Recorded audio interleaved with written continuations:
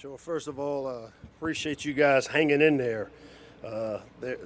As we like to say, headbutt the finish, the last day. I also want to thank our SEC guys and some of the other guys that showed up without a tie. You know, going last and near the end, it gave me the ability to come in and have an open collar, which I enjoy having. It's funny because as I walked the fly here, Jordan Phillips said, "Coach, look at you, man. You looking sweet." I said, "You know what? I'm comfortable and I'm confident." And that's funny because that kind of defines the 2024 iteration of the Maryland football family. A comfortable and confident team, and not comfortable as if we think we've arrived, but comfortable in knowing who we are. I'm in year 6 here at Maryland, and to know who you are and to understand what it takes to get to where we can compete for championships, our players have embraced that. You know, I also come to you humbly because it's funny, this is an election year, and I was just newly elected mayor of Terpsville. And so I'm excited to serve Terpsville this season. And, you know, but when you think of Maryland and what we've navigated since I took over in 2019, we've navigated some enormous change in the college landscape. We dealt with the pandemic. We dealt with the NIL transfer portal stuff, and then we dealt with conference realignment. And I can tell you, when you have big changes like we faced in college athletics the last few years, it creates angst, it creates anxiety, it could be frustrating. But for us at Maryland, we see it as a great opportunity. When you look at how we've been able to navigate it, it starts with the 3 pillars that we kind of use it from a vision standpoint. You know, in our alignment, it starts with our president, Darryl Pines, who came in the same year I did, Damon Evans, my athletic director.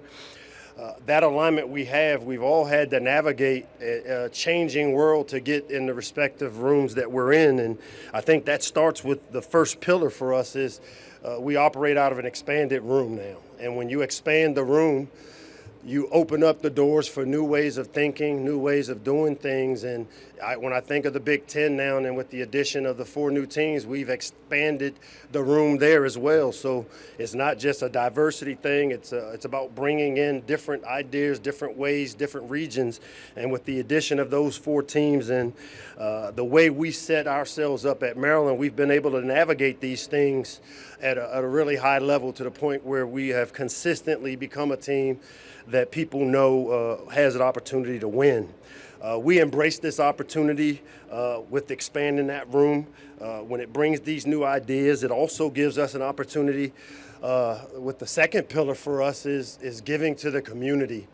Over the last season in itself, our players have done over 700 hours of community service, and we feel like when you're being of service to your team and to your community, it makes it a lot easier to develop a winning culture because you understand here as a Maryland football player that nothing is going to be given to us. We're going to have to earn or take everything that we get. We're here now because of this, we're here to challenge status quo. You know, when you look at the lack of divisions in the Big Ten, it's an opportunity for places like Maryland to break down that status quo that the top of our league has to be the same 3 or 4 teams. And, you know, there was a time as a coach where I was a little scared to dream big, and I want my players to hear me talk about this. You know, it's something to stand up here in front of you guys and tell you that we want to compete for a Big Ten championship. And by doing so, that allows you to hopefully compete for a national championship. And then you'll be ridiculed. You'll say you only won 8 games. You don't win big games. And you know what? For a long time, I used to be worried about that. And as I like to say, my give a crap gauge is on E. And I want my players to understand I want them to dream big. I want my players to embrace that we are here to compete for Big Ten championships. And we do it by being of service, not just to ourselves, which today's society kind of leads us to, but to do it by being of service to their teammates and to the community that we want to support. And then the third pillar for this vision is being player-led. I've oftentimes say that when it's a coach-led team, you're a good team, but when you're player-led, it gives you a chance to activate leadership from within. You have accountability, you have buy-in. It means a little bit more when your friend tells you that you're not living up to the standard than when your coach tells you. And I can tell you that our team has embraced those three things. All right, I know a lot of you guys are saying, what are you going to do without Leah, man? I'm still trying to figure it out myself, which is why I lost my weight and I got my comfortable and confident clothes on.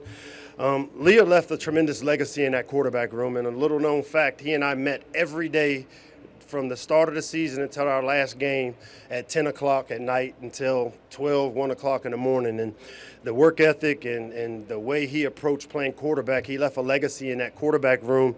And now as we transition to becoming what I feel is a defensive-led team, where we have the 7 returning starters that are coming back and a handful of other guys that have played some really significant minutes.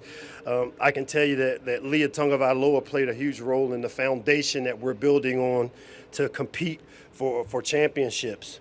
I would be remiss if I didn't talk about a guy that still is impacting my life, and Coach Saban, who is retiring, obviously from football, but now working on TV.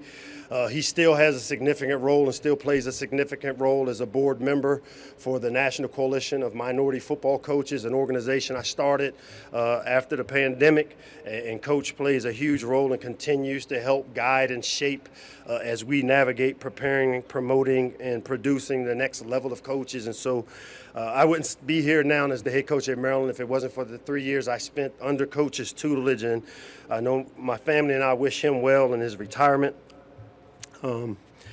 Last but not least, our team. I brought 3 guys here today that I think you guys are really good to enjoy talking to, and they embody what this new iteration of the Maryland football family looks like. When you talk about a guy like Ruben Hippolyte, Ruben came back for an extra year that was granted. Here's a guy that took the vision that he saw, that I showed him a vision, and he jumped on board before it became a fruition. He was part of building us to the team that's won 3 straight bowl games, that have had 7 players drafted the last 2 years. And so with Ruben, you see a guy that had a strong belief factor. When you look at Jordan Phillips, you see a guy that has the unrelentless work ethic. There's not a guy in the country that I think will outwork Jordan Phillips, and you'll see the passion he has for the game. And then last but not least, Ty Felton, a guy that shows tremendous resiliency as a player. Ty's one of those guys that has kind of waited his turn, and now I expect him being paired and partnered with Caden Prather to become a receiving core that you guys will come to know as we move forward. Last but not least, I want to thank our supporters and all the people that have supported Maryland over the years for giving us this opportunity in this new college landscape to make an everlasting impact on the game of college football. With that, I'll open it up to questions. Thank you, Coach. We have on your right side, first row. Kenneth Berry, Touchdowns and Tangents. Coach, you talked about community. In regards to just what you founded and the fact that the Big Ten has the most African-American coaches, over almost half than any other pretty much conference in the country, what does that do for you, especially you have James Franklin, one of the longest tenured coaches, and in regards to the community in the DMV area, how have you managed to kind of lock down the top recruits in that area and keep them home at Maryland? Yeah, the 2-part question. I think first the one is about the Big Ten and the diversity here, and I think I mentioned this in my opening statement that anytime you expand the room, it's a good thing. And just imagine if everything operated like a football locker room, we would not have some of the issues we're having today. And by expanding the room with the diversity we have in coaching, we're given new ways of looking at things, new ways of doing things, a different kind of voice or perspective. And that's what Maryland has been, and that's one of the values we've added when I talked about the alignment we have on our campus. When you start talking about the DMV and the recruiting factor there, I can tell you it's one of the most fruitful areas in the country. We've built our foundation on local players. When you see a guy like a Deontay Banks, who was a low 3-star recruit, get drafted in the first round, you see the DJ Moores get drafted in the first round, it shows that we do kind of have an idea of what it should look like. And now, because of the development of those types of players in our program, it's opened the door for us to start reaping the benefits with some of the top players, not just in the DMV now, but in the country, with the way we've expanded the room in the Big Ten to compete. On your left side, Coach, fourth row. Coach Locksley, Caleb Adams, Sports Philanthropy Network. I was so pleased to hear about those 700 hours that your team put in. I'm curious, which players and staff are leading the charge in community impact at your school? You know, the good thing is part of the fabric of our program is that we pay our players to go do these community service things, and they're all making an impact. I can tell you that Dante Trader, I know, is on the All States Good Works list for this season, and we've had players each year be a part of it. I was a recipient of it as a coach of that team a year ago. And again, it's big. We're big on knowing that if you're of service to your community, understanding that great things happen for you when you pay things forward. And that's what I'm doing with the coalition that I started. That's what I'm encouraging my players to do in our community, while they are then able to also take advantage of the opportunities that the NIL stuff has opened up for them. Far right, Coach.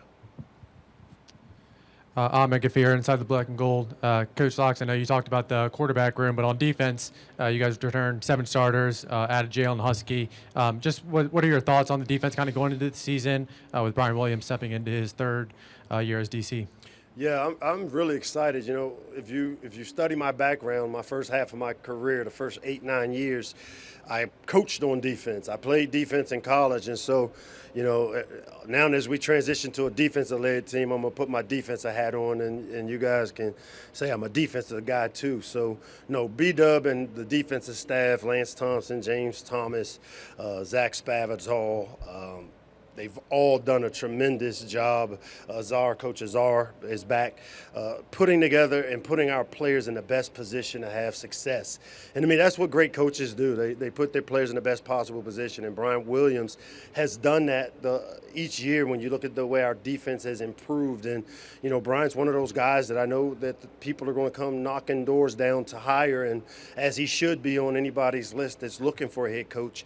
But I'm expecting our defense to now lead us. We've been an offensive-led team for the last few years. We've played great defense. That's not to take away from that, and that's not to say we won't score points on offense, because we've got weapons.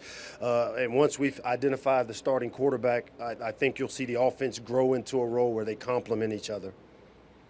Coach Locksley, thank you so much for your time. Thank you very much.